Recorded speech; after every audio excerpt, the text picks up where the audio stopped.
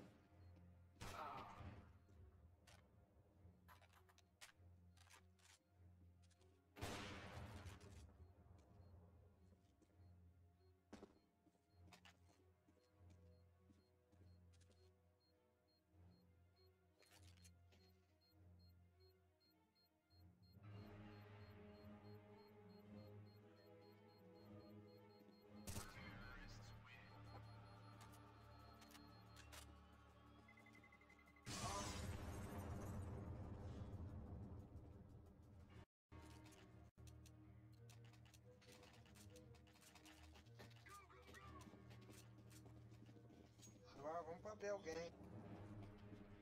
Mas eu não vou também não, né? Smoke a porta lá, por favor.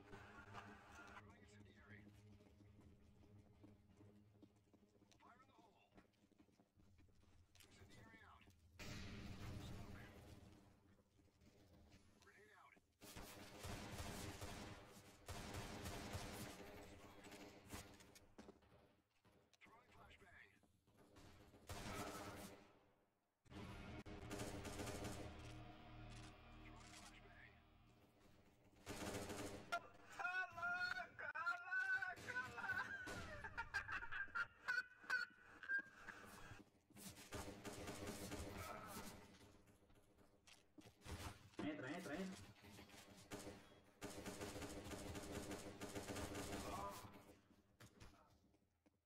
Entra, entra, entra.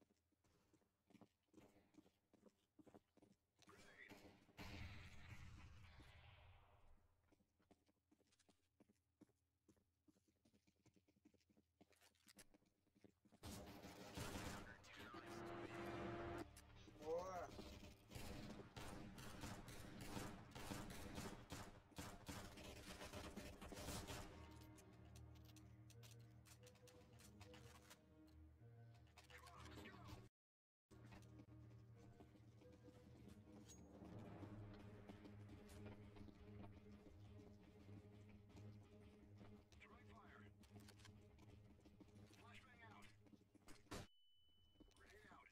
Ah, no cu vai cegar sua mãe, seu arrombado. É a foto, doido, é a foto. Porra, presta atenção no jogo, vai cá o negócio não, Foto, comédia. véi. Você fez pose pra foto? Você fez pose pra foto? O cu, porra.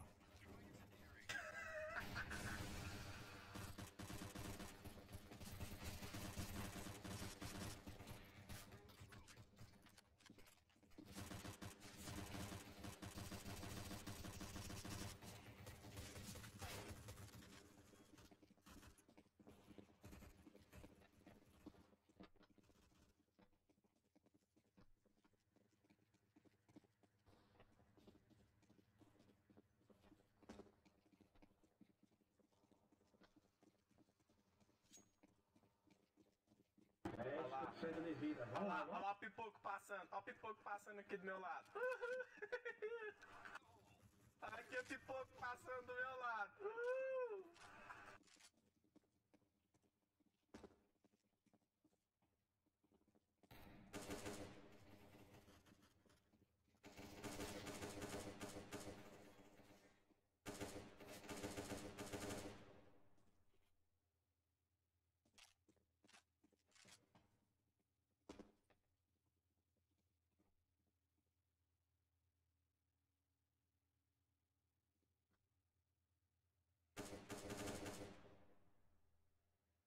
Vai assombrar outra. Pá.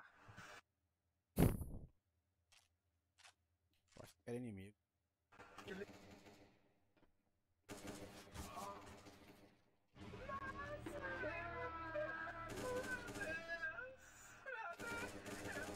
Essa porra vai lá no ar e vai embora.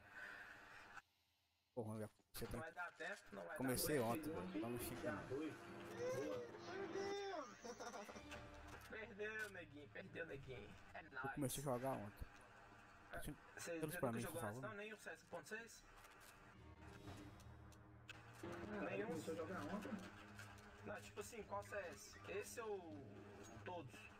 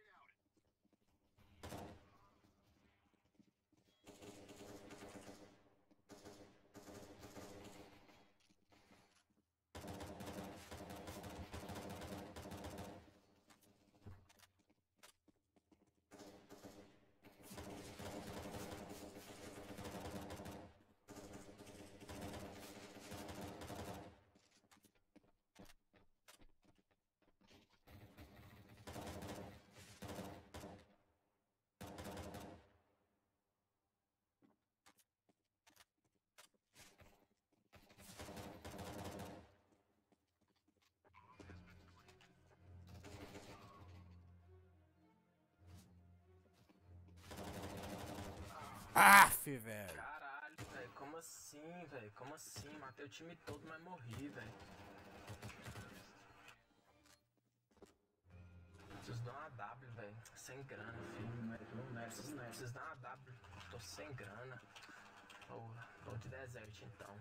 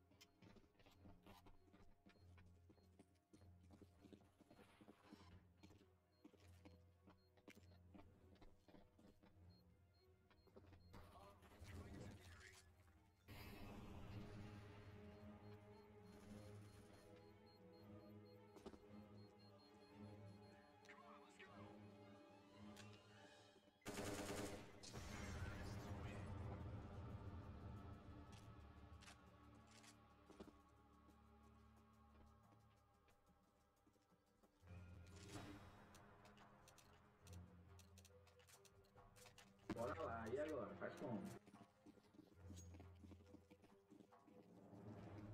Entrei no time.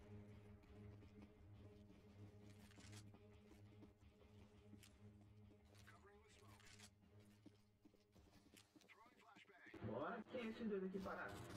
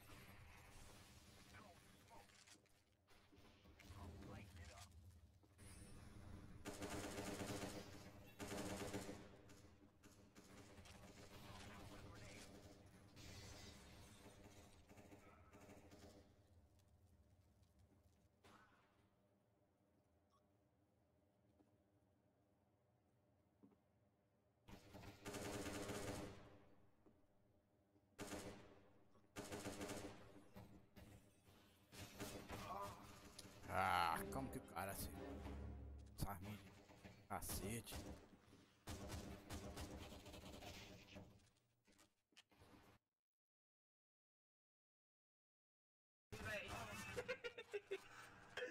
Boa não. Cara, eu ri muito, velho. Você ficou doidinho. Pois é, cara. Ô, tá precisando comprar um fone melhor, velho. Eu uso caixinha, mano, não tem nem fone. Ah, não, e caixa é paia, velho. Tem que ser um fone 7 ou 5.1, saca? 5.1 fica bom. Eu tenho um 5.1, fi. Ó, valeu então. Vou ler aí, fica muito caro? Pô, o meu eu comprei de fora. Eu comprei na China, fi. Paguei 130 conto. É bom, fi. Ele é USB, tem subwoofer dentro dele e tal. Vale o preço, né? Vou te mandar o modelo pra você ver aí, ó. Que eu comprei.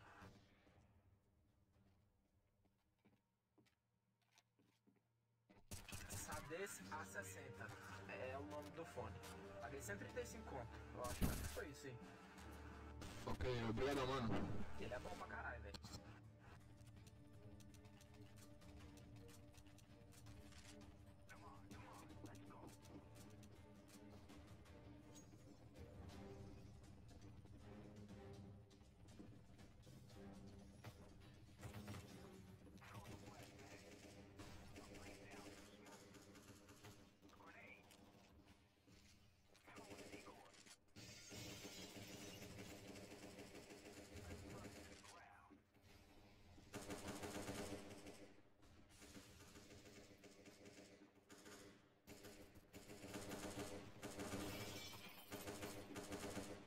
Você tá de 1 a 0 ou 1 a 1, mãe? Ó. Nossa.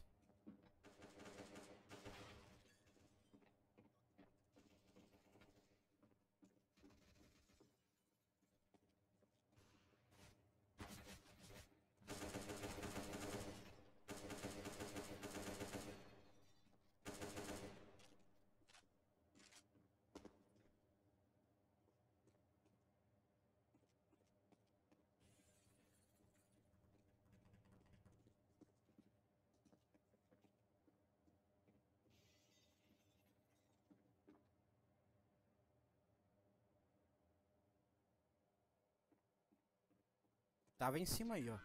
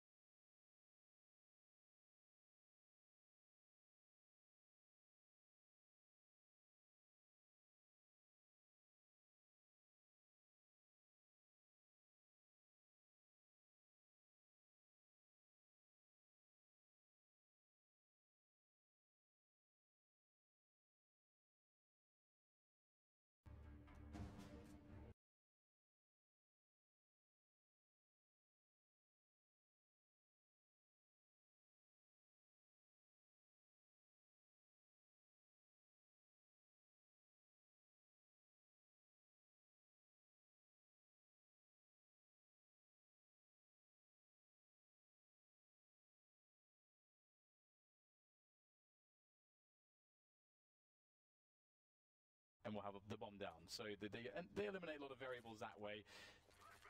But Immortals, again, very passive here, and they just don't want to take any risks so far, and all they have really is one man, which is Steel, moving down through Connector, and that can be dangerous when, you know, there's a lot of pistols on the server, because they'll often congregate around these close quarters, and Steel's alone could give up an AK-47 potentially. He's the guy with the only grenades on the team, so definitely a risk, and Astralis are going to rotate here. In that respect, we have seen some development with the approach of T's on the anti-eco through Connector, where they'll come in towards the upper area at the same time, and it makes life very strangling for the side. Got to be careful now. The bomb's been spotted by the CTs, and now the bomb has been lost. KNG simply hanging around too long. Like, why is he there that long on his own with the bomb? There are 30 seconds left. Fortunately, some more CTs have been picked off, so it should be salvageable, but they really need to get that bomb quickly. Kiabi's got an AK, Lucas getting picked off, and Henny has finally rescued it, but it's unnecessary errors like that which can be the difference between winning and losing. Like, you don't need to stand there and kill every single player, when if you die, there are colossal problems for your team. That's very true. And I mean, if Kirby even just saves this AK, that is really huge into the next round. You're going to save yourself, obviously, the 2700, well, even more than that, because if you buy up an M4, you're going to be spending 3100 there. So really nice for Kirby to, you know, save that additional money. It means more grenades, perhaps later on. The AK can make the difference, though. That's very true. M4, right? Absolutely, yeah. Two players shoot each other in the head. If you're first with the CTs and you have an AK instead of an M4, then that might be the round. And also with Kirby, again, as I mentioned previously, he's often going to be, if they go for an aggressive play towards the fountain on the A side of the map, he's going to be the guy that's going to push towards the bench. So he's going to be the guy that will get flashed in, you know, to try to make that play. So at least that's typically how it has been in the past. I'm not sure if they've mixed it up for this major. As mentioned, they have taken the tournament off to prepare for this major, so there could be quite some changes. As it's once you're on the top, everybody's looking at you, everyone's got all that data on you and how you play. You got to be able to mix it up. Being on top is hard. So it's buy time, the buy round, they're all important. And for me, it's all eyes on Immortals. I'm going to have a personal focus on Immortals because I do feel like they are the underdog.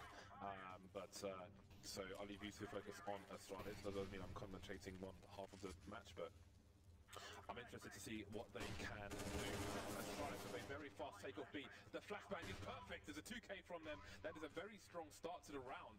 Immortals immediately almost completely disabled. 5 versus 3 with a minute 30 on the clock. Not the start they wanted. And again, it's something that Astralis are good at. They'll take an aggression, a quick aggression. They'll find the best ways to make it safe with utility, and then they'll get straight out of there. And sometimes they do it in a way in which they may not get frags from it, but the opponents will feel the pressure, and they'll have to invest utility and then taking that part of the map away. Because you might see Astralis pushing, making sure their opponent knows about it, then they'll fall back before they even take an engagement, just to create questions, just to burn utility for the Ts. And it's the philosophy of playing aggressively to play passively, effectively, essentially. That's the ethos there. For those of you in GoTV, on the CT side, I would recommend Device because he's kind of like the Shang Tsung of AWPers at this point.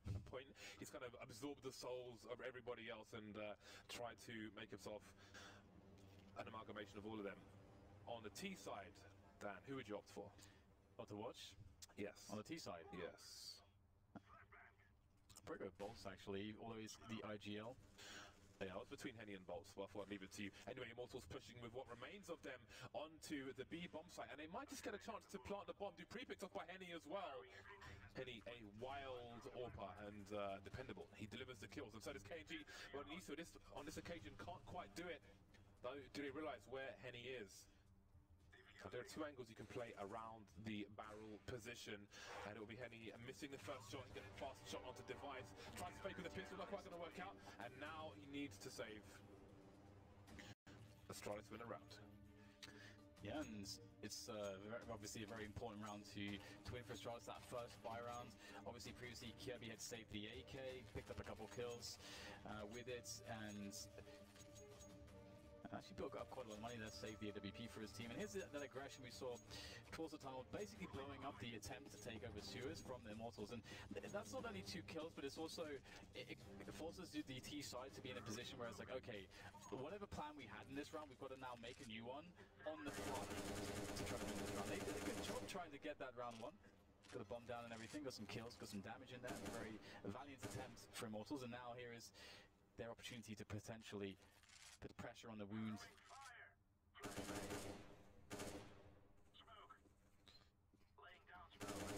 Dupree and Kiabi fishing towards long. I'm not quite getting anything, but again, that kind of presence will force Immortals' slow approach to this round to continue to be slow. There's a minute 10 on the clock, so we'll see how long it takes them to, for example, get towards the toilets position. Because Lucas, Henny, KNG haven't really moved just yet. And look, this is exactly what I was talking about. You can see that Astralis had like a 4-player investment, and it kind of looks like they're going to be aggressive. The T's feel the aggression, but then they fall all the way back without really taking any proper engagements for kills, and they completely change the setup. It's hard to read, and Boss doesn't care about reading it. He's just going to go for an entry play. Doesn't work out. Now Immortals are down to 4 men, and Astralis are really in control of this round so far, but there's still a salvageable situation with 35 seconds remaining. It's taken them 35 seconds to make their way towards the toilets as well, Immortals. So Astralis bought in themselves a lot of time, and now they're all passing Kiabi. And I don't think anyone's going to check this position, so if his teammates can employ some delay tactics, killing is a good one from Devon. Kiabi can come in from the back and completely shut this round down. Man, honestly, Astralis, they are so good on this, but this is again why the desk was so kind of dumbfounded by the choice here for Immortals to go to overpass. I think, again, this is very early days, but that's a round which can show you how dynamic the entire team can be, because they have these aggressions. They've got, you know, situations also where when Device first picked up the AWP in the previous round, he's playing on B, and this is the thing with Device. You kind of usually expect him to maybe be anchoring around A long, but he actually just moves all over the place. It's very hard to predict where he's going to be, so to counter him, you can't really do it very effectively because it's so unpredictable. And here he goes. Oh, it's got a wealth of targets to go for. It's like a kid in a candy shop. Which one do I pick? And now Kiabi's there to cover him as well. It's a massacre, James. Ooh, it is a massacre indeed. It is a tombola of heads rolling out one by one, almost at random. 4 versus 2 at this point. Kiabi's done his job, and Dupree is there. He's got flashback support from a teammate as well. Now the grenades are flying in. He does not find the balloons. There go the balloons. He gets tagged down to 1 HP. Nothing going the way of Immortals at the moment. 1 HP. Just one more. Could have been great, but it wasn't enough. I know there are some people at home who will get that 99 damage, and the next round they'll paste it in chat. 99 damage. Nobody cares. You've got to kill. You don't kill. Doesn't matter if it was 99, 97. Nobody gives a crap. I think it's going to be interesting to see how Immortals will sort of survey the situation, because in the interview we saw that there's been preparation here for Immortals, a lot of preparation. Of course it's the major, of course there has been, but specifically for this team and map. So I wonder if they will just go to like fast B plays, and because that's a great solution. If it's hard to predict a team, if they're taking too much map control away from you, just hit those right B set pieces with good timing, and you can kind of give yourself the right advantages to at least harm their economy, because this is the danger. If Astralis get too strong of an economy, then it's like a snowball effect. The only time people do care actually is if you like shoot someone with an AWP through a wall and it does 5 in 1. But still, it's not reasonable to face it in chat. Just don't do it. Kiabi around the toilets once again, being repositioned towards the long area, and KNJ is on the search, but he won't quite go all the way. I don't know if sound cues are being made. I spotted some jumping, so the alarm can be raised, but Glave's on his own for the time being. As far as though they have faith in their teammate. He molotovs the T's from a position to allow him to peek, and he lands himself a nice headshot. And there it is. Kiabi rearing his ugly head again. The Grim Reaper whipping out the side. Device steals a kill away from him, but ultimately goes away with Astralis. 2 versus 1. It's not over just yet. This is winnable for Bolts. Bombs on the floor.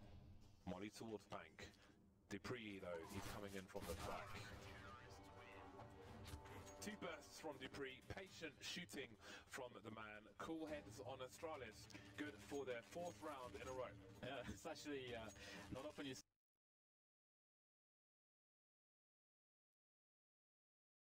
what we saw there. And interestingly, of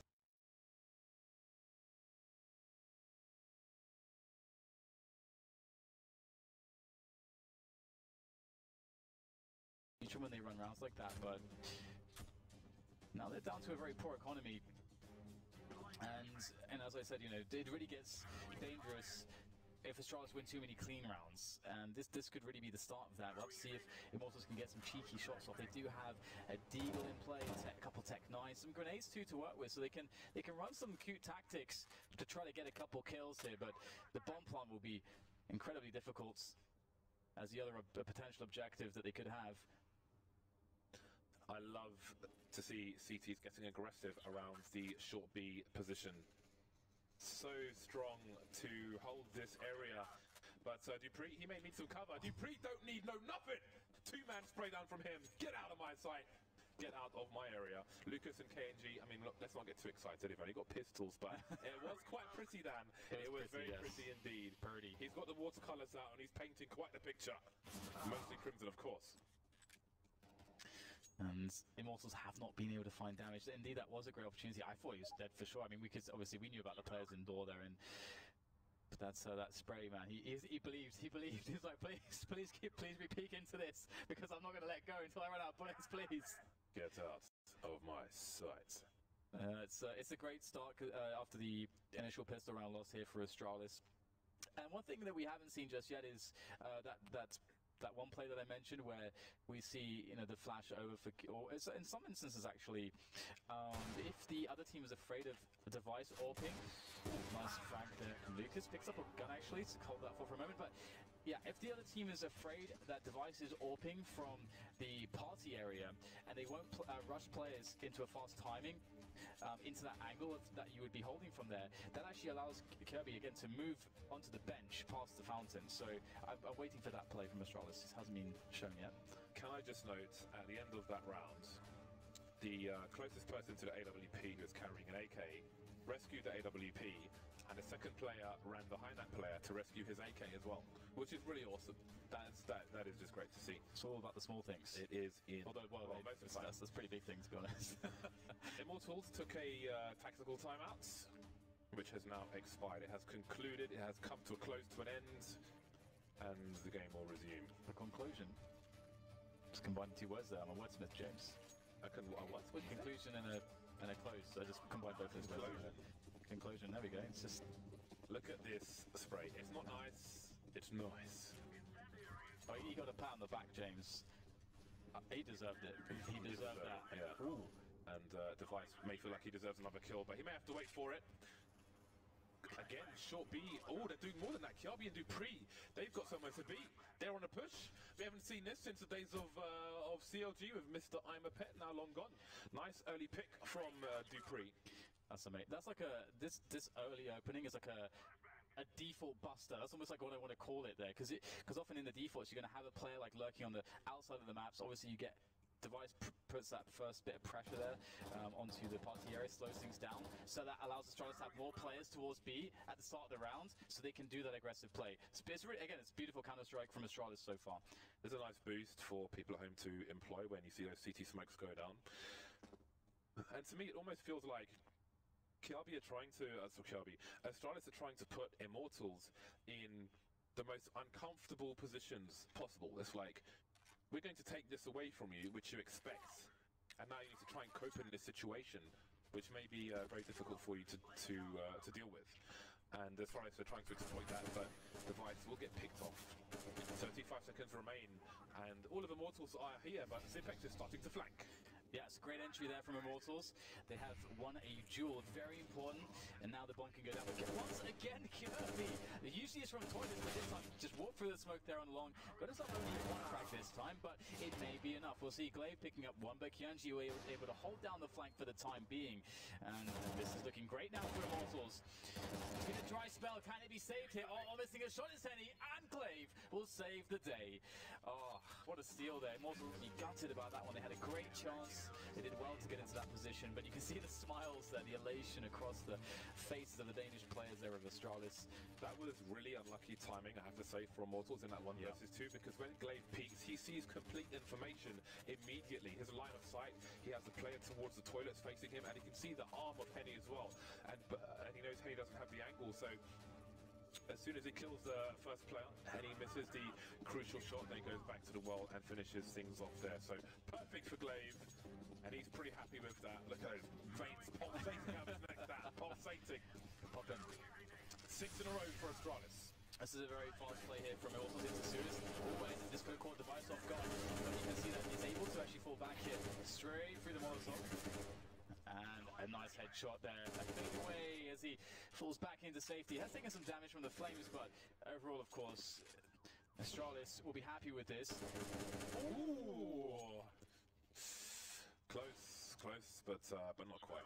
Some more wallbanging going on, and there's a boost for the T's as well, and that one will yield some results. And they've got Lucas making his way through Monster, so the short players can run distraction. Zipex, he's in his usual position. He's so strong from here, but he's looking the wrong way. But Lucas can't quite get the shot, and now it's all been revealed. The dastardly plan, the villains. Their plan is known, but can the heroes stop them? Yeah, it's so important to have a player like Lucas there, just going for the play. So, alright, just going to make something happen right now. Gets that positioning, finds out that he can get his team in onto a bomb plant. Smokes all over the place, making Zipex's life a bit awkward, but he knows he just has to delay and hold on to this forward position. Whoa, what on earth was that? Henny takes down both Zipex and Glaive. Now the Vice trying to respond here, whiffs the shot. You can't be doing that though. And now Kirby, he's just going to inspect his weapons. Not really much else to do in this situation. Waiting by the door at the moment. A 1 versus 4. Not really something that he can realistically expect to win. Yeah, and despite 6 in a row, they don't really have the money to try and take as many weapons away as possible. He could really do with saving this one for his team. So, indeed, the villains will prevail in this situation. Villains because they're thieves, not because they are from Bulgaria. 4th round on the board for Immortals, finally, after 6 from Astralis. So let's see, 3 players survive for Immortals, so they can spread the wealth.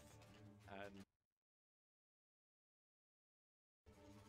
in situations like that, you definitely don't want to be surviving with only 1 player, just as the CTs did. So opportunity knocks for Immortals. They could break Astralis in this round. Yeah, and again, I really like this. It's an insane double right there. Again, it's just like, how do you... It's just, it's just ridiculous. Beautiful stuff from Henny. Unexpected frag, but one he will be happy with. And it is something that, you know, I was looking for with Immortals, like that, those B plays. I really wondered how they would handle that. And I love that they were confident to go brute force in. I have no idea how Lucas found that one. I think it's just through the smoke, perhaps. Or no, actually around the side. The Vice perhaps out there for a bit too long. So we're crediting him for not overextending or being a player that characteristically doesn't tend to overextend. But there, you can see that it was abused. He was abused, and now he's on the bench for this round. On the bench. Zipex alone towards the A site. Kiarbi engaged with a connector play. Bolts rotating away from the B-Duck, it seems. Just coming back from the CTs, and there have been so many. Sniper teams watching their backs all over the place. Lucas picked off, but so has been Zipex in the trays. KNG moving through the bank position. He's got a nice angle on Dupree, but will he stay on it? He's got 2 places to look at, and he continues to push forward, and that might end up being a problem. But it seems he has found somewhere to settle. And the CTs will slowly move away. Bolt searching for some kills towards T-spawn, and Kirby, you can see he's set up already with his angle to allow his teammates to come to his position. Also important, whether he won that duel or not, is that he wasn't just standing there holding the angle 100% of the time. He's crouching and looking every few seconds, and that can really make a difference. Grenade sucks, yes, but it can make a difference, and it's something to learn at home. I think a lot of people say, well, just, if you're holding an angle, just stand there the whole time, but if you just go behind the wall, come back out again, can make a hell of a difference.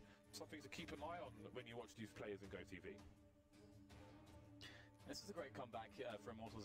It's just like finding the right rounds to win here, to not allow Astralis' economy to get out of control, and also just obviously the right aggressions. And Immortals have to, and I know they are a team that are going to be like always, you know, brimming with confidence and not afraid to try to brute force it. And they've got a lot of firepower on their team, and it's very important that Astralis don't condition them to fear the CT setups too much, because if that does happen, because sometimes you need to take that aim fight, that aim battle, which is going to be, let's say 30%, you're going to be expected to win that perhaps. Sometimes you have to take those fights, and you can't really be conditioned out of that. You shouldn't be conditioned out of that. And this is what we're seeing, I think, in some sense from Immortals. It's going to brute force their way in, just like B. There's flames all over the place. I think 3 players were heavily tagged, just moving into position without a frag, but they still managed to convert the round because they were confident to brute force. They know they had to get that a little bit of map control, and then they'd made the play, get their first entry, and then just starts to go well from that point forward. So really cool to see this level of confidence from Immortals. In that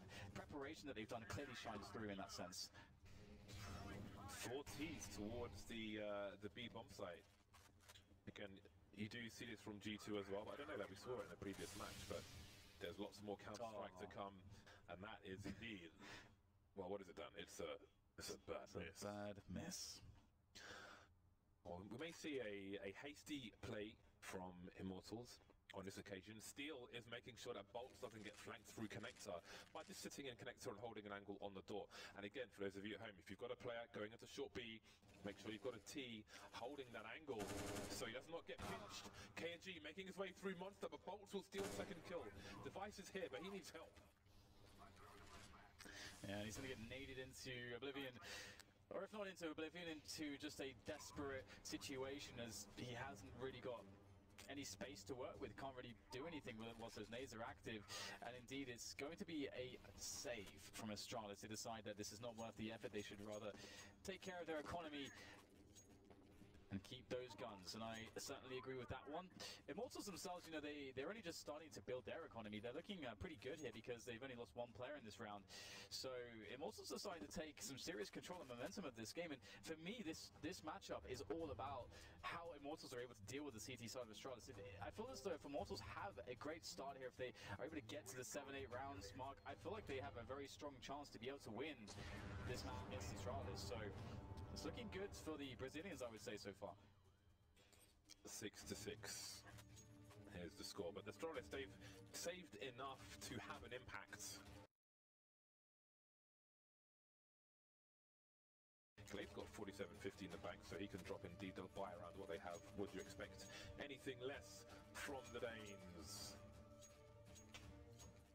AWPs continue for both sides, and Device has got the best spawn possible to go for a peek.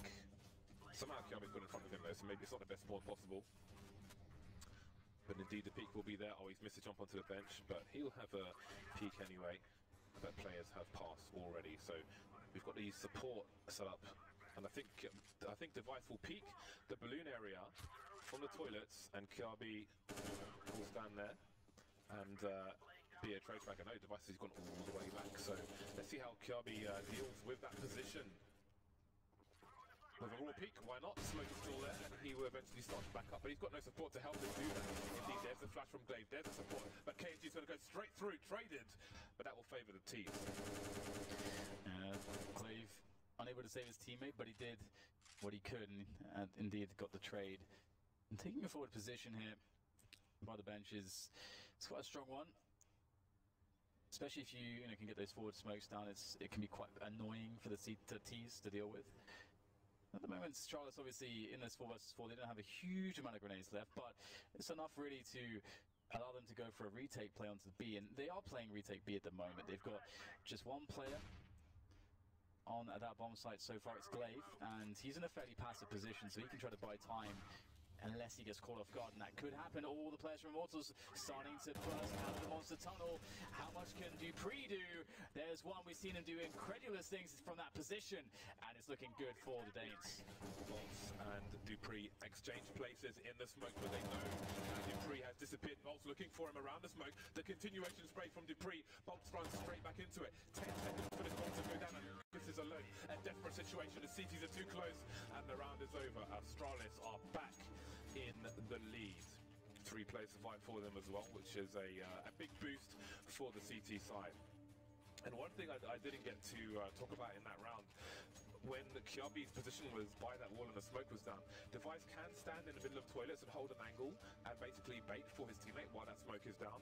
But later on he repositions towards the site and he's got Glaive by the toilet door on the off angle, the blind spot essentially, and then again Device is the initial peeker. So another bait and switch set up from Astralis, which we may see in a future round. But for now, Immortals are back on the buy, 7-6 for Astralis, and of course Device is forward around the smoke once again. That he is, and it's a very fast round here from Immortals, and I think this is what the Doctor ordered. I mean, it's one way you can try to get ahead of some of these aggressions that Astralis will run. Just go super fast yourself, and if Astralis gets wrong with their early round play, you're going to catch them on a rotation. That's exactly what's happening right now, but Immortals have to go in right now. The push is coming in. The spray down from Dupree is absolutely on point, and it just leaves two members for Immortals to try to salvage this one, and the bomb is in no man's land, and looks like the Danes have blood on their minds. They can go for the kills. Yeah, but they are subject to them as well. Down to the 2-1-2, Bolts on short B with the bomb. He can collect it, but he's going for some entries, or some kills rather. The entries have come and gone already. He's left the bomb there, and his teammates dropped in the meantime, leaving him in a 1 versus 2. He's got to be sharp. Glaive wishes he had an AK in that situation. Kiabi repositioning. If Kiabi runs outside the toilet area, Bolts, I think it might be too far away to hear him from that position, but Kiabi knows he can be heard in the from where he is, so he'll have to walk. And he's preying on the fact that Bolts knows Kiabi can come from a number of different positions. So what does Bolts do in this situation? Ooh, he's going to give the sound cues away, and Kiabi's there. He's by Optimus, and he will be transforming from alive to dead. There it is, 8-6 in favour of Astralis. 1 round remains in the first half. That's a pretty cool clutch there. I mean, there to me, it's a kind of a battle of. I don't want to say nerves necessarily, but it's a confidence thing. Like Kirby's just like, I'm so confident that in my play here that I'm just going to walk all the way, and I'm happy that if I have to retake the B-bomb site, that's fine. And you get a situation there where, of course, his opponent is like, oh god, I'm just going to go for the run. And obviously, if your opponent did choose to just wait in on the A-bomb site, you're dead 100% of the time. So it's really well played there by Kirby. And now it's the last round of the first half. Astralis looking to make it a 9-6. Glaive this time peering over the smoke from the party position. Oh dear, he's trapped. Just about manages to escape in the end. And in fact, it's Bolts who will be the first to go down. KNG not far behind, still getting 1 kill, but this is a pretty fast-moving round at this point. Lucas just waiting in the playground of the bomb, and all the CTs start to go straight back to their respective sites. Tipex being trusted for the time being with the B-bomb site. Kiabi's there if needed, but not quite just yet. Oh, Henning, he had to land that. Swiping in the smoke, but there's nobody there. No answer, no response. It's a bit ridiculous, James. What is this? Oh dear. Bit awkward. And Device takes his position back. They're dancing in the dark. And it's clumsy. Okay, try number 2 perhaps. In comes Henny. And will he see Device? This is just so strange. Device gets it. But you weren't expecting that. I don't even know like the level of mind games there. It's just like, what do you, just how do you prepare for that? Oh, the timing!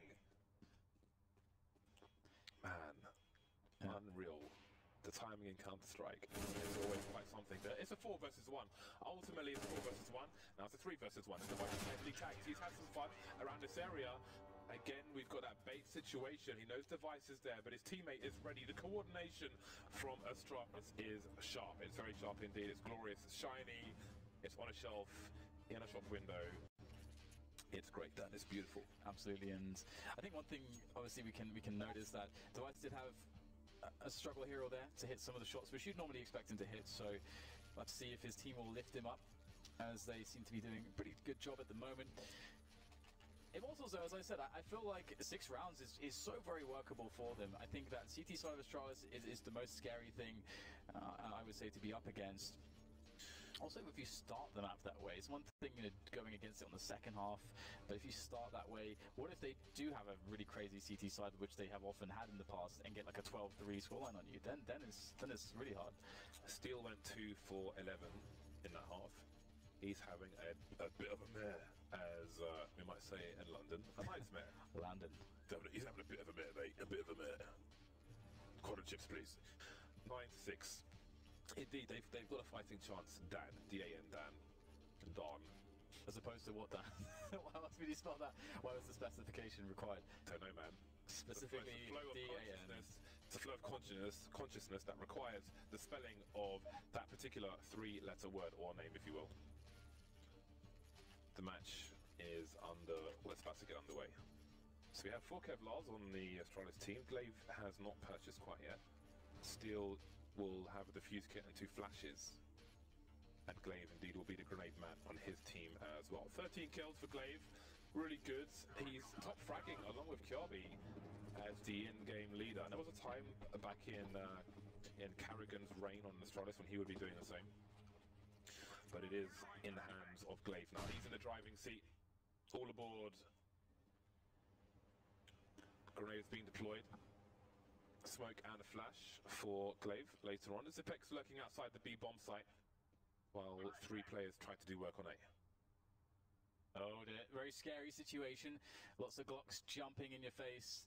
Never a good look. In your face. And now we got a 5 versus 4 here for Astralis. And one of the great things here is, they've closed the distance somewhat. The thing is that this last kind of 100 meters, well, not necessarily 100 meters, but this last little dash towards the A-bomb site on long is really problematic. So I like that they're just deciding, okay, you know what, maybe there's a response from Immortals that's double back into more close quarter engagements, which they can find towards B. And that said, though, Immortals have a nice setup. They're ready and waiting for them. Oh, they are quite peppering, but haven't really found the stake. Immortals got themselves 1 kill, and now the numbers are dwindling from both sides. And now we see the bedlam, the anarchy of a pistol round, the variance, the back and forth. Immortals with 2 players, and the T's all over the place. The bomber 10 have come in to jet from Astralis. Do wonder if they were considering a rotation. Either way, the kills will come in for the Danish team, and they make it to double figures. I felt like there weren't many headshots in that pistol round. I feel like there's a lot of... There weren't as many as you would normally find, for sure. Yeah. But, indeed. Pistol rounds, pistol rounds. 10 to 6. We've got 4 UMPs on Astralis. It's pretty interesting stuff there. The Mac 10 on Dupree, so that means Dupree is going to get the information for the team. He's going to be the expendable player. He's going to try to find out where these force buying players of Immortals are lurking, so his teammates can avoid those areas. Ooh, Kjabi getting the ding, but not the dong. Just the bell rung once. There's some more bells being run on the overhead train track. Warning signs. Don't throw a grenade because they will be rockerinoed. Pistol spam will, well, it's Lucas actually to go down to half health, but we are waiting for the eventual push from Astralis. It is coming in from the short B position. So far, so good. Never mind. That changes very quickly indeed, and then goes back towards their way, and that round is over. Yeah, I was going to say, I don't know how you commentate that, because it's like, you said like 3 words, and you can't even adjust, James. You can't, there's no time. Indeed. Everyone's dead. But what there is time for, once we go back into the game, is some appreciation for the trees, the plants, the foliage on overpass. I just noticed that there's like overhanging plants in T-spawn. That's beautiful, man. Yeah. Look at the trees, look at that tree. That tree kind of sucks, let's be honest, but there are much nicer trees around the map of overpass, and I like that. As a fan of trees, look at that overhang, look at that. That is glorious. Disguising the ugly vents, which serves no purpose in this regard.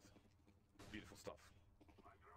Well, I'm waiting for foliage for a moment, and back into UMPs and pistols.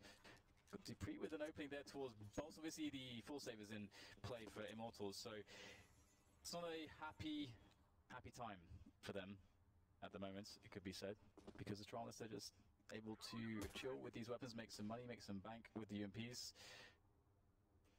And again, Astralis are one of the teams that are very disciplined. They're very routine and drilled when it comes to playing anti-ecos. So it's rarer that you'll see them sort of put a foot wrong, so to say, and lose too many players in a round like this. Slowly making their way towards the A site. Interestingly, it's I think compared to some A sites on different maps, I think it's somewhat difficult to throw a Molotovs onto the spots on the site where you would argue they are needed without being completely exposed to a potential quick peek. So in that respect, it's interesting the pushes into the site on the anti-eco. There we have Mr. Glaive on the left and Mr. Henny on the right. Ooh, Lucas. We've got that double up, man. Lucas. We got that double up on CT side. I knew it wasn't Henny, I don't know why I said Henny. Anyway, 12 to 6, double ops indeed. Not many grenades, but definitely double ops. And Astralis have got the perfect counter, rushing into the B bomb site. What can you do about this, Immortals? They're in there, and they're being forced back to CT. This is really awful stuff from them. I wonder if this is a read that this would be by, and as you mentioned, the perfect response and counter from Astralis. Very smart if that's the case, but otherwise, hell of a retake on the hands of Immortals. However, they've managed to pick off Kirby. They've got a man advantage now, but much more is to be done as they look to gain positioning. Kanji able to help them out there, taking down Dupree, but much more to be done from this vantage point. Oh, another fantastic shot there from Kanji as he peers over the top of the balcony with that AWP and device. He's got so much damage to do here, but he's stuck in the corner by the sandbags, and he is going to be left there. That was, considering the adjustment we saw him make, that was a really sweet shot from Mr. KNG. Damn, that was nice. But what's not nice for Immortals is a 5 rounds deficit. There is much work for them to do on their CT side. So we'll see if they're able to do it. Lots of money on the Astralis team. Here we see. Ooh, give it to us. Here we go. There's one. Oh, there it is. That's satisfaction right there. So quick. And what an important shot as well. And a very precious situation. And it has been said by the members of Immortals that he is an incredibly confident player to play with. So it's good to see that he fears no man. And we see a trade very early on here between the two teams. A passive response from Immortals. But a very fast response. Astralis just booking it straight up towards the A-long area. Oh, Bolts turns away, still gets a kill and a dink. But there's a trade there from Device. This is an insanely fast round. Another very quick round indeed. Many players have been lost. Steel is miles away. He is miles away from his teammate. He needs a bus to get there in time. Maybe Lucas can hold things down. Bomb's going to get planted. And Astralis will start to wonder, where is Steel? Why hasn't he made an appearance here? And maybe he will make one soon because Glaive is exposed. Down he goes. That leaves Device with the AWP 2 for him to find. Smokes are down and Steel could replenish that smoke. He's got one in the hole. And I think he might do exactly that, but Device has got the angle. The flashbang over the wall, though. Device will not be ready for it. Doesn't get the shot. He's being patient, though. It's not planted for him either. Going for the wall. Has to get a fast shot. And he won't quite do it. The bomb's been defused, and he'll get taken down as well. Of course, the AWP will be stolen. It's good times for Immortals. Yeah, that's a massive round to win. An absolutely huge round to win. We'll see if they can continue with such winning tendencies. Oh, we can see the AWP duel there, very nicely done. And I'm curious now whether Immortals will decide to actually try to go aggressive. I mean, it could be a great spot now for Kanji to try to get his AWP in there aggressively. Henny as well, obviously, two AWPers that can really thrive in aggressive scenarios. And they are going to actually play fairly passively at the moment. And Astralis will develop some control quickly towards Connector. And I wonder if Zipex will just, hold that monster, if he'll try to... Oh, we can see some legs. He got tagged in his leg there. That's actually a great shot there. I think that was from Henny. It was from someone. That's from someone with an AWP. No, it's from Kanji. Steel's made his way. He pushed Monster and got a pick on Zipex and has gone straight back into the site. So that's the lurker taken down for Astralis. Nice timing from Immortals, but will it help them win the round? That is the question. We see some shortcomings from Astralis. Dupree on the CZ, not less than ideal for him. Device towards long, nobody peeking just yet though. Henny announcing some, letting off some warning shots. I was going to say his position, but there are two AWPs on the server. 4 Immortals, KNG towards the B bomb site with Steel in tow. 48 seconds for Astralis to take this back. And here they go. With the cover of smokes, they will emerge onto the bomb site or try to. Henny absolutely devastating this push. Lucas comes in, denied by Glaive, but Glaive, he's lost too many of his comrades. Oh, that's a very nice fadeaway shot, but 30 seconds to go. And this is a very hard situation to play. Obviously, Immortals, with all the information, they know there's no play back into the B-bomb site. Oh no! No way! Glaive makes his way in, finds Kianji, completely catches him off guard, and now he must know that the player's coming from the toilet's position. Glaive with it all to do here, with the right reads, going back towards Bank here, it's planted for him. And now he's actually in advantage. It's Steel who has all the work to do. As he makes his way in for the ace. Can he make it happen? No, it's Steel to clutch it, to save the day for his team. And that would have been an embarrassing situation to lose, but Steel is still under control, saving his team from being aced by Glaive. Damn. I mean, that was so crazy when KNG was backing up towards long, because Steel was already on the stairs of Connector, so they know he can't go to the B bomb site, but of course he could be in the toilet position, or he could be in long. KNG backs off to long, and that's almost the round gone. Almost, but not quite. 3 rounds between the two teams. Astralis have taken a tactical timeout. This is 3 rounds in a row for Immortals, and it's 3 diffusers as well, which means that Astralis are getting to a certain point. They're having a certain level of success, but it's not more than that. They're not going further than that. Immortals, again, it's their first time in the major. Finally, overdue. It's hard to believe, isn't it? It's actually just whenever, like, for example, Relo was saying the debutantes, it's like it's just really weird to think again that it's taken them quite so long to get here, and obviously. But what better way to start it than baptism by fire, playing the reigning, defending champions to channel my inner Paul Heyman. 3 rounds between the two teams. The tactical timeout has expired, but the match is still paused, so I don't know if this is technical or what's going on, but to look at what the situation is on Astralis, it is pistol time. The money is less than ideal, but they have the 3-round buffer. But Immortals, you do wonder how far they can go in this particular best of 1.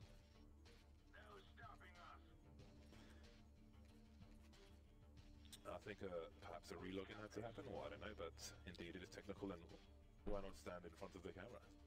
I'm going to stand here. This looks like a good place to stand. Yeah, look, he's got a white mouse. I haven't seen one of those in a long time. Do you have a white mouse? No, I think it's cool though. I don't have a white mouse. My mouse is black.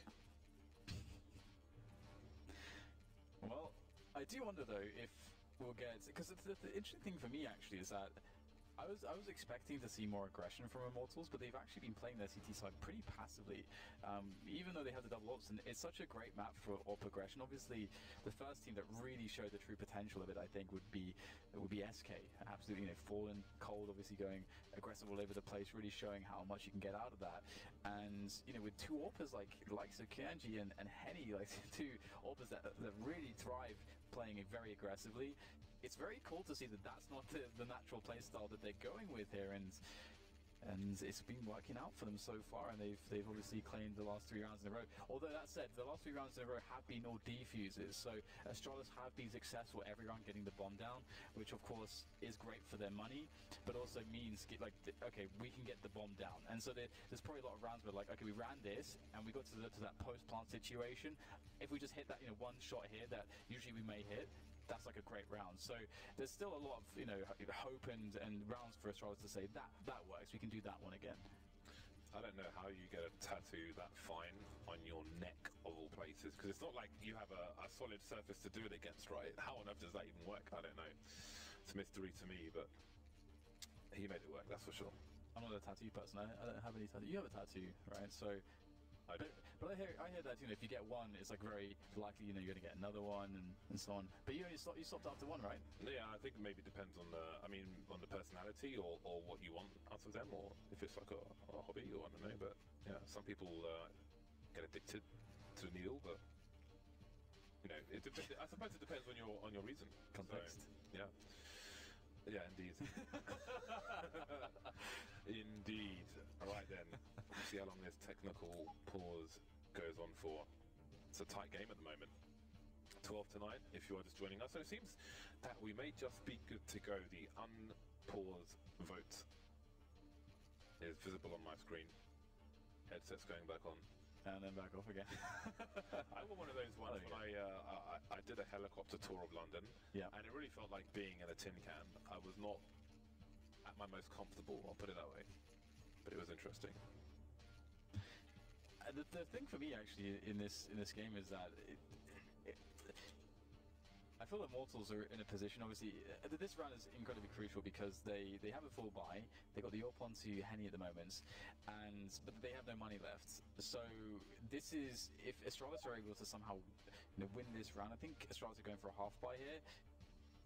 Immortals are in a horrible position. Immortals 100% have to win this round. They have to do so really with surviving with like 4 players. I mean, they can't really lose more than 2 because their economy will start to get so taxed, and Astralis will just have so many opportunities to break them down with their rounds. And again, because they've been getting so many successful bomb plants, there's a lot of rounds for them to go to where they know that they can get a good advantage to actually get a win here. So I feel like Immortals, they have a lot of potential here, but they're walking I feel like they're walking a tightrope. You know, they're walking the razor's edge. On a side note, I like that PGL have put surfaces on the table. I mean, obviously the table is a surface in itself, but like, for example, there was a time where I would put a drawing board, or whatever they're called, like an art board, under my mouse pad, so I always had a consistent surface because I played from more than one location, like a computer at work as well, so I had one in both places. And I heard that from someone that wasn't nothing would do that as well. I don't know if that's true or not, but you know, interesting tidbit. I see those PGL boards. It's pretty cool. Lots of small detail in player environments that you have to consider. Yeah, one detail is if you, like me, turn up to groups and your mouse breaks in the first match, that you're going to have a bad tournament, James. Yeah.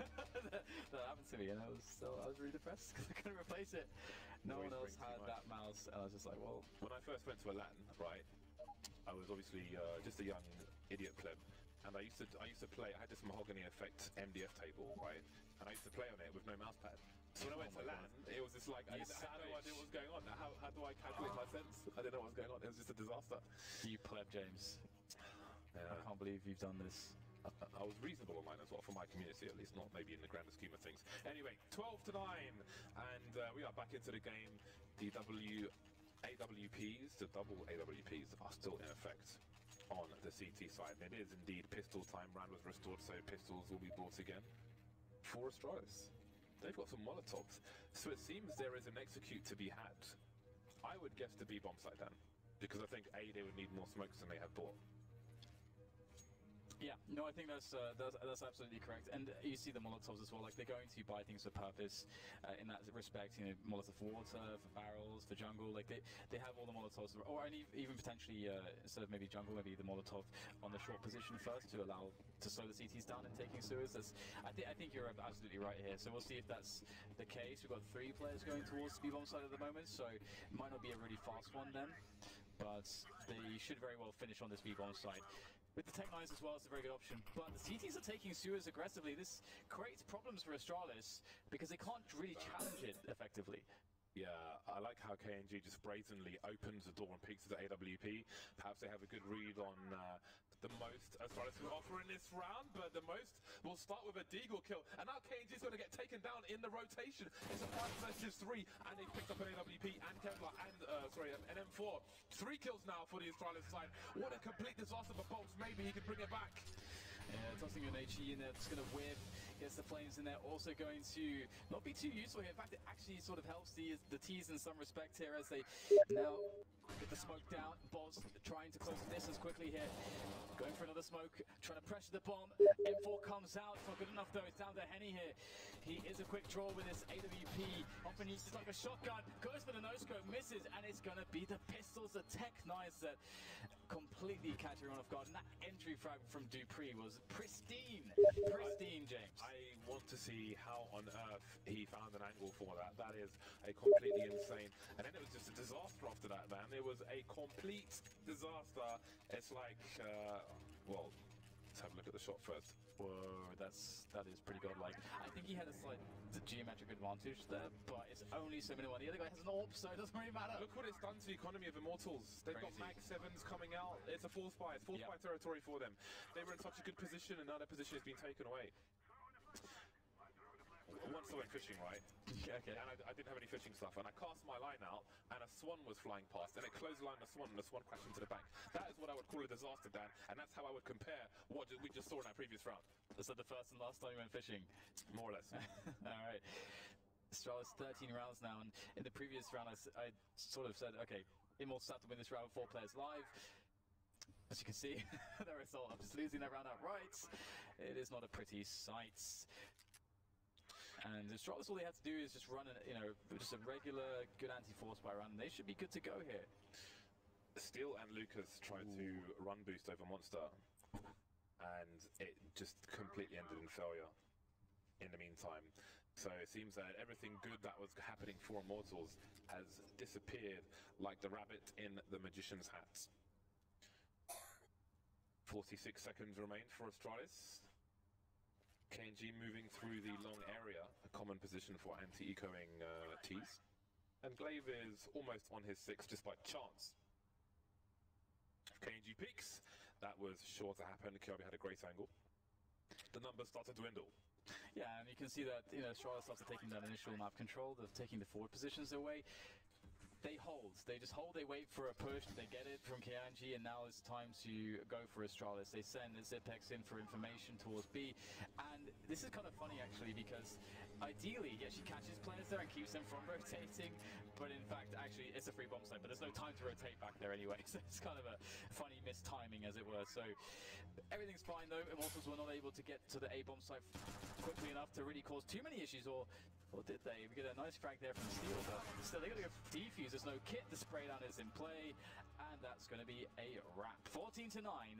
Astralis only 2 away now from taking Overpass away. It looks so good for Immortals, but now it's all looking quite grim. Yeah, it's looking less than ideal, to put it kindly. So now it's just force by town for Immortals from start to finish. Lucas going for the Deagle, as will KNG, or KNG if you prefer, as will Bobs. Henny with the scout. It is actually officially Hen 1, but he does not mind being called Henny.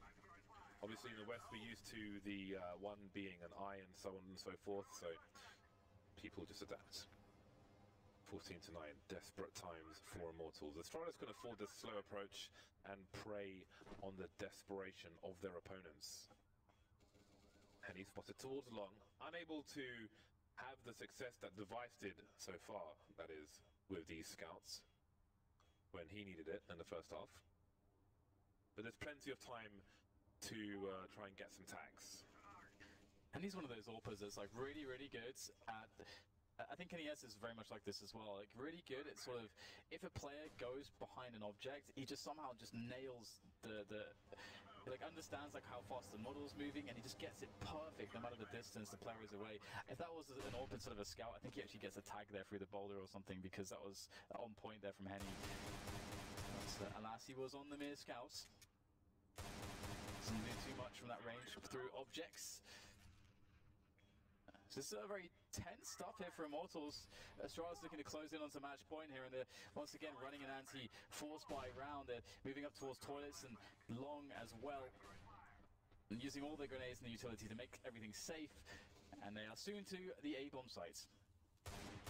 There goes Bolts. Steel and KNG just now rotating from the B-bomb site, and let's see, there's a wall of smoke, 3 smokes long through the A-bomb site, but opportunity is slowly being lost. It's going to be hard for them to stop Astralis from getting... Wait a minute, they've just got themselves 2 kills. So 3 on 3 though. They've still got only the scout and the 2 pistols, and the bomb's planted on the other side of the boxes, but their kills continue to rain in. What the hell's going on? Glaive getting tagged, and there's Henny again with the scout. Henny with 3 kills. Where did that even come from? The man's good with a scout. He's good with a sniper rifle, Jay.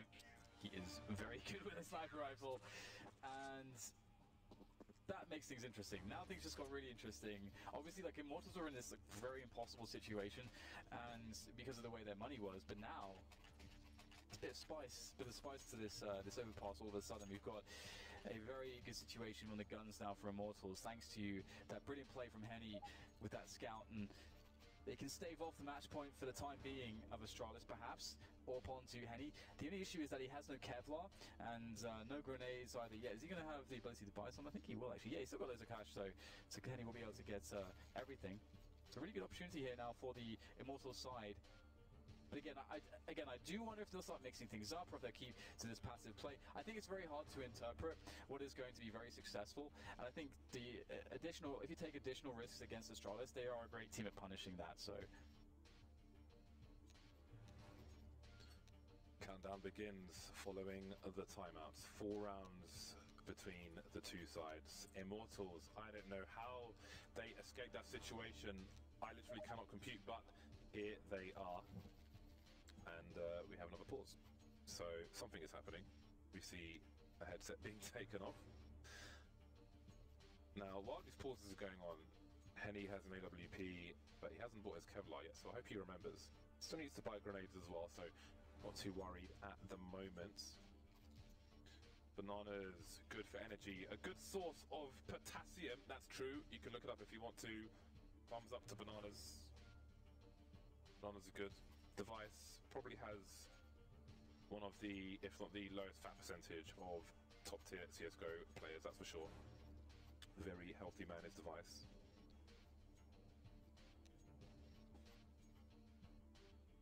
So hopefully we'll be back into things soon.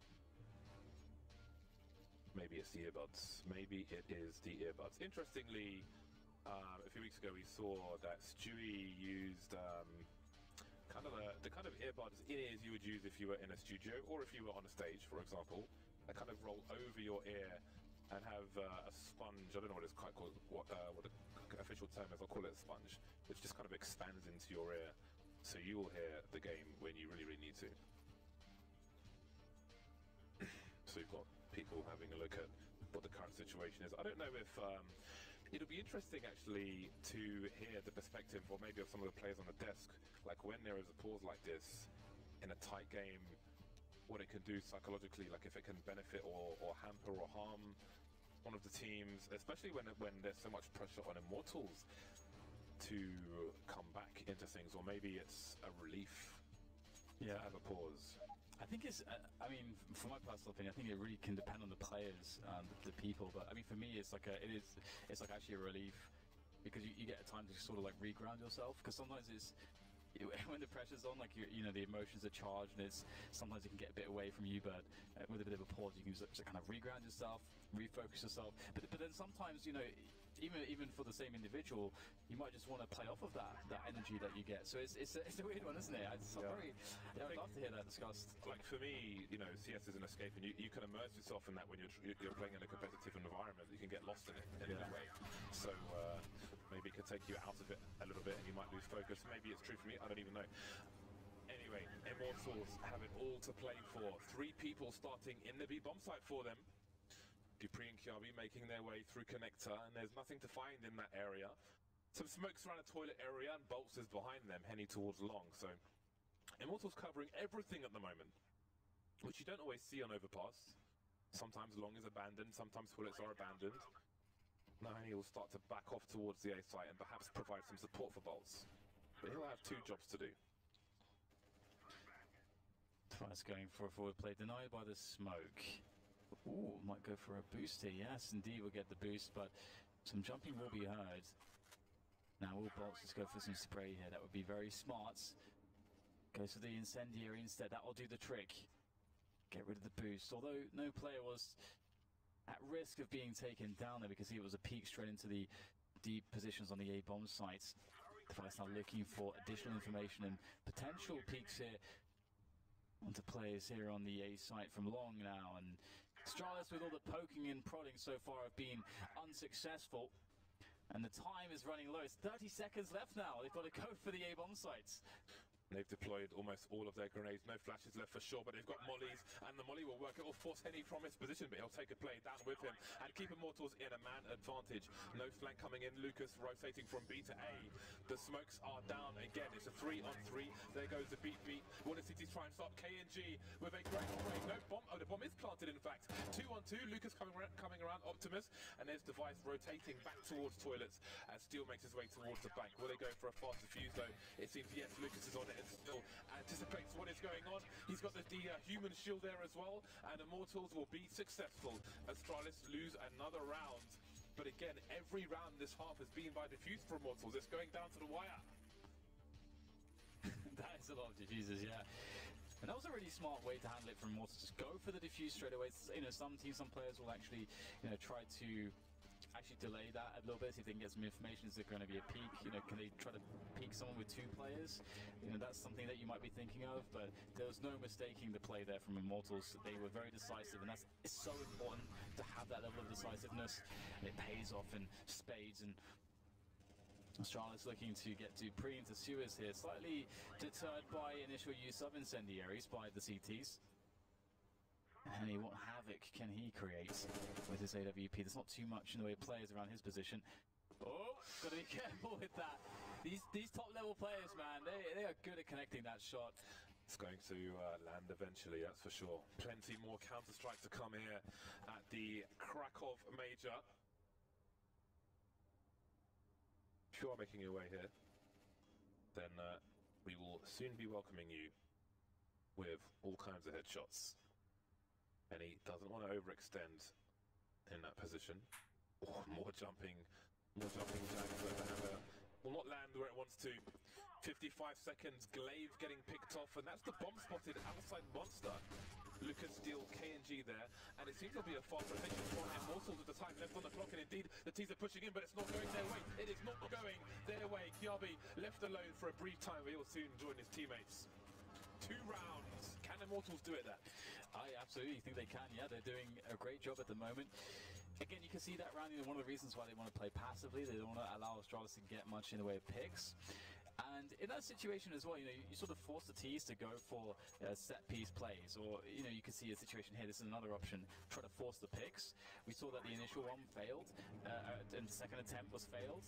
And Immortals are just loving it. They, as you said, they spotted the bomb initially. That gave them the confidence to understand how to rotate themselves on the CT side, and they were able to stay a step ahead of the game there. So Astralis, they need to make an adjustment.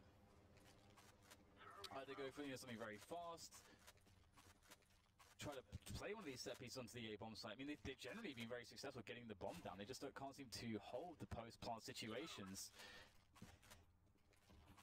So this is a very tight game. This is very hard to predict, but Immortals absolutely looking great to be in with a chance to take down the title holders.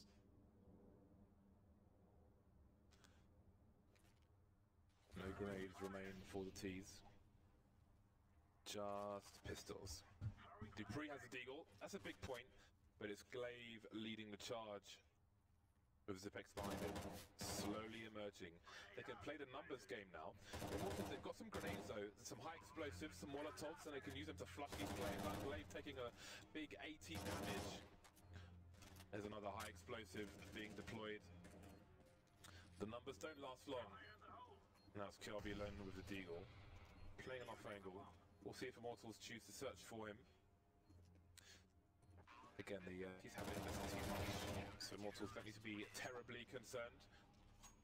Kirby won't get any kills either, but the job has been done. They got the bomb down. 1 round now between the 2 sides. Zipex has enough to drop an AWP, but no. They're going 5 AKs the Astralis side. This is kind of nuts, actually. I don't know about Astralis's. I feel like their chances are dwindling a lot here. Obviously, they still have opportunity to get back into this one, but we can see there's a lot of momentum on Immortals. They are really powered up at the moment. Astralis, what are they going to do differently now to try to throw off Immortals' CT side? We're going to get an aggressive play, actually, or an opening that's aggressive from Immortals. They haven't been often going with that. KNG going all the way to the fountain. And this is really interesting. Again, in the past rounds, they put so much presence towards this early on that this is an open territory for them. Yeah, but look at Astralis. They've gone immediately towards the B bomb site, but it's not a rush. They're slowly taking control of the B area, looking for an entry maybe on a jumping player. Steele's alone. He's been alone on B this entire time. And now the rotation is starting to come in from the CTs and the flank, but they'll hear that rotation from Bolts, and that might spur them on to charge into the site. They've picked good timing. The CTs have repositioned for the retake. They've gone off the site. Steele was isolated, and they're not going to give him that free kill. But KNG coming in from the back, one kill for him. The T's have moved into CT positions, and KNG is having free reign on the site steal for support. Running out of bullets down to the Deagle, but it's Device. What perfect timing, how this has worked out for Immortals is unbelievable. Device can do nothing about this. He has to sit outside Monster and bear witness to the score being tied by Immortals. This is such a smart play, just because also, like, from a level of a default perhaps, Astralis may not put many players towards the the fast position towards the playground. So it's such a great gamble to take from Immortals. It's so smart, and again, it just shows you that even when you're in this situation where your back is against the wall for both teams, and if you make one error, one bad guess, everything could come tumbling down, but to still have the confidence to take good risks, that's a great sign there, and that was a great risk from Immortals, paid off massively with that push. And Astralis now, all AKs, decent amount of grenades. We've seen this before, Zipex going for that play, getting tagged again by Kianji. That's twice that's happened there. Doesn't work out for him, but Astralis now looking towards a passive, or rather a slow map control play towards the 8th. Bolts is ready though. Bolts is in a high-risk situation, and it's going to pay off in absolute spades for him. But he can't really leave this position. He gets 2 kills for it, though. That's massive damage done. They could be at match point soon. There's time, though, for Astralis. But what there isn't is personnel. There's a 2-man flank. Oh my god. The T's are moving through connector, and the Immortals are not going to get into position in time. Which means that B is going to be completely managed away. They're moving backwards, they're making noise, and Lucas is there, almost with a 2-man spray down. This is turning into complete madness. Astralis, they have to run towards B. They have no choice, whether it's a trap or not. KNG slowly rotating, so opportunity knocks. KNG could get taken down here with AWP, but no. Of course not. Why would he do that? Device looking away just in time. Oh my god. What a collapse. It's like they're in a black hole. Everything is imploding around them. It's Device turning on versus 4. He needs to get the bomb down, but the flank is there from Lucas. He gets that kill at least. And now there's a chance. The bullets raining through the planks of wood, and he's not going to get the bomb planted. Disaster has struck for Astralis. Absolute disaster. And you can feel it that for Immortals right now, victory is truly at their fingertips.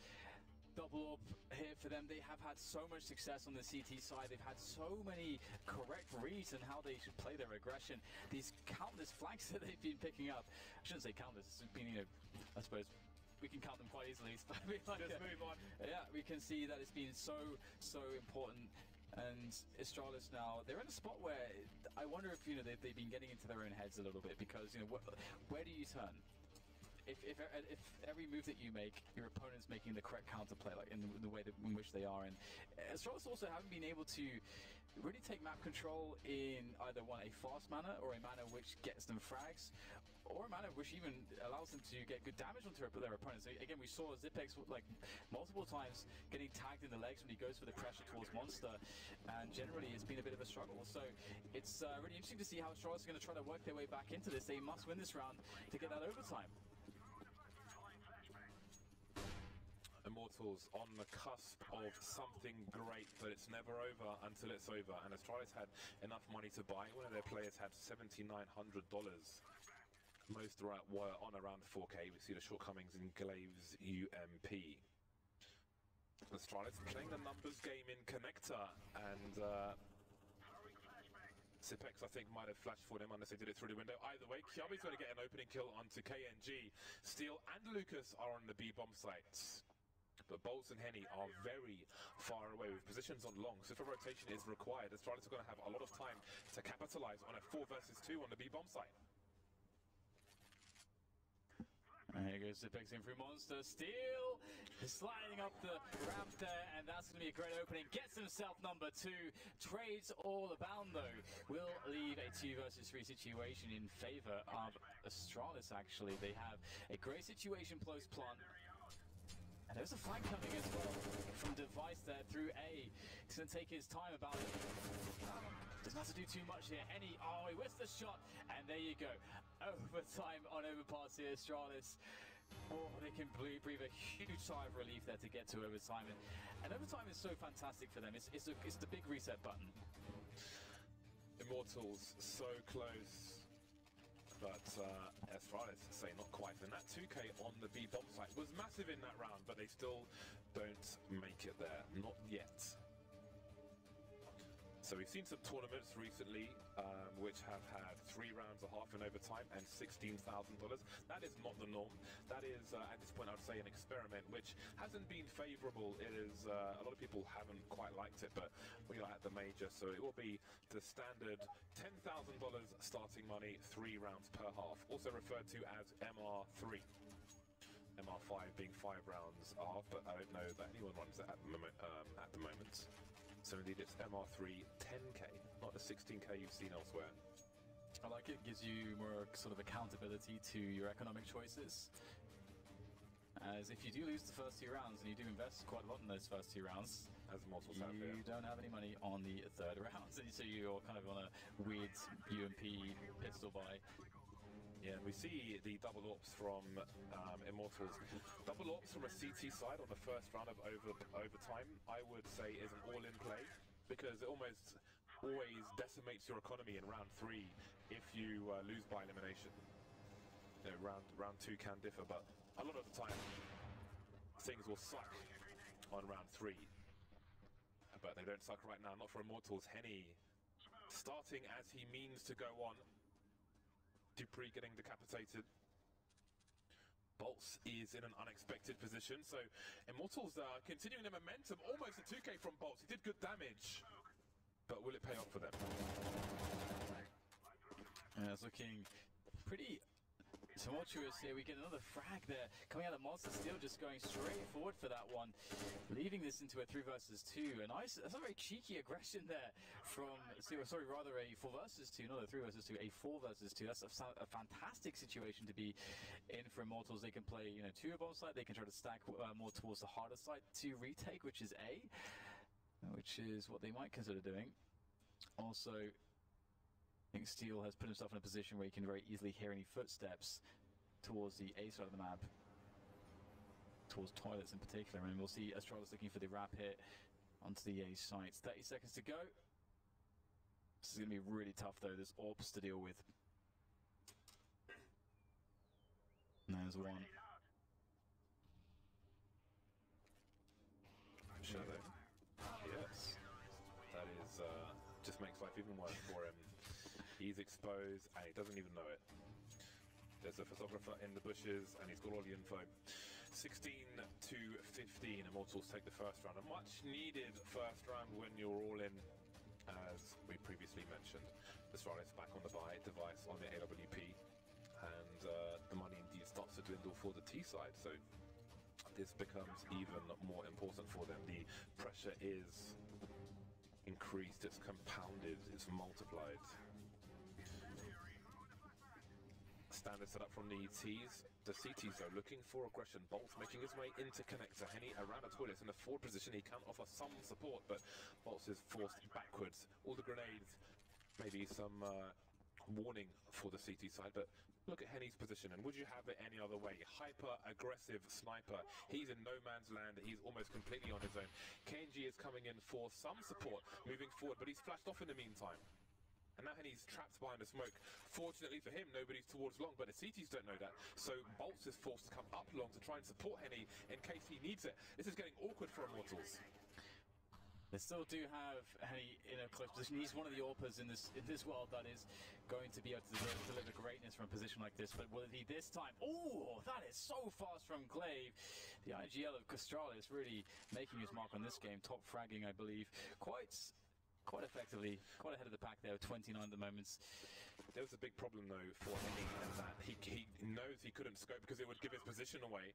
Speaking of which, the device is being taken down and Bolts can back off, but that's why it was so awkward for Henny. He can't even, if he scopes, I think he gets a kill there, but he can't scope because he knows people are around the corner and it compromises his position yet more. So just a really awkward situation for Henny, but the rounds continues. 27 seconds left and Astralis not committing to anything just yet. The bomb's going towards A despite a kill towards B, and indeed the full rotation is there, but Lucas is pushed straight through Monster. Will the CTs rotate in time?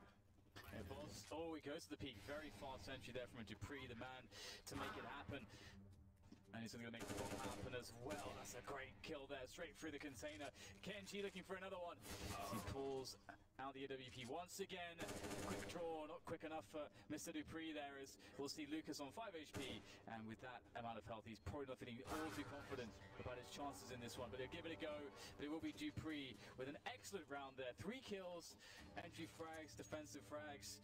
Dupree with a great round indeed. 16 to 16 now as the team's tied up.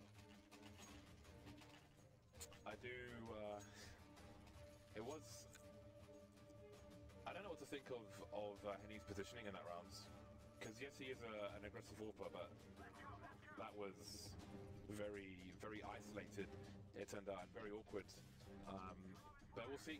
They still have double up, so at least monetary-wise, it hasn't hurt them too much, thanks to the success of the first round. So risks were taken. They didn't pay off in that respect. Kiabi and Dupree moving through connector. So this time, Bolts has got some company.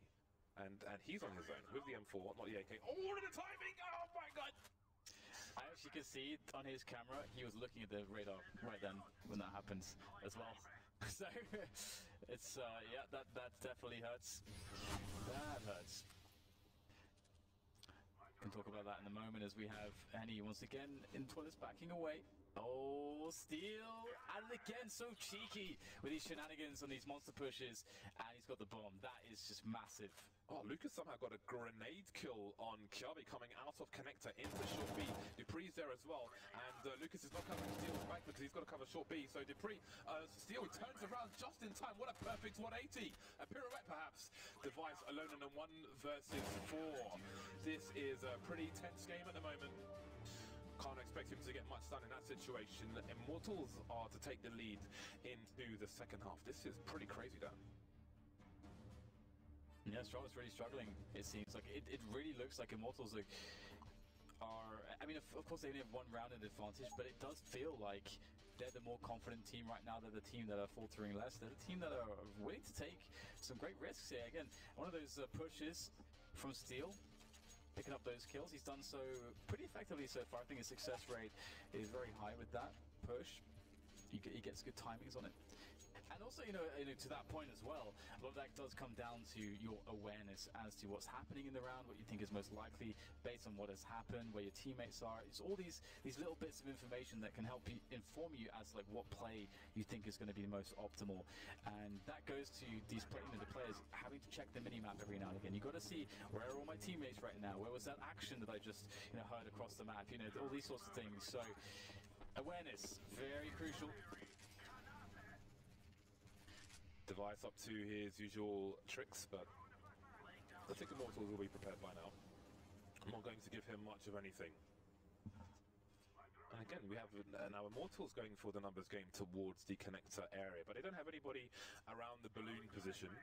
They don't have anybody in short B, although Henny is starting to make some moves around the upper area, because I think ideally you want some support from around there when it's a complete unknown, all these areas. Device firing off a shot, and he will back off towards the site. So Astralis playing deep. Don't want to get caught out in isolation. Immortals just playing the 1 AWP on the T side, which is good to see because they have in the past gone to 2, which again I do think is questionable, to say the least, on the T side in most situations. 3 players for Astralis still in the B bomb site, but Zipex is starting.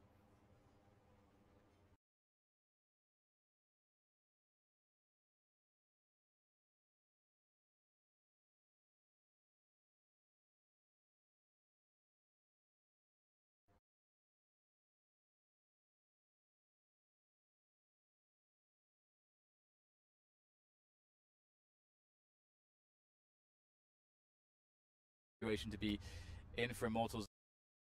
They can play, you know, 2 bomb site. They can try to stack more towards the harder side to retake, which is A, which is what they might consider doing. Also, I think Steel has put himself in a position where he can very easily hear any footsteps towards the A side of the map, towards toilets in particular, and we'll see Astralis looking for the wrap hit. It's the A site. 30 seconds to go. This is going to be really tough though, this orb to deal with. There's one.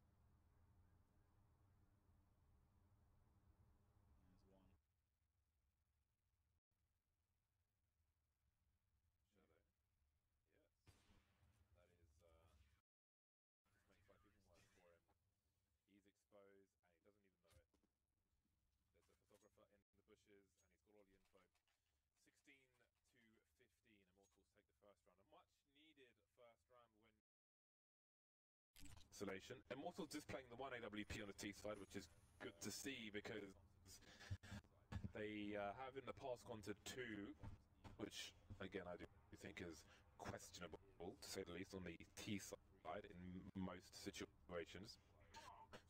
3 players for Astralis still in the B bomb site, but Zipix is starting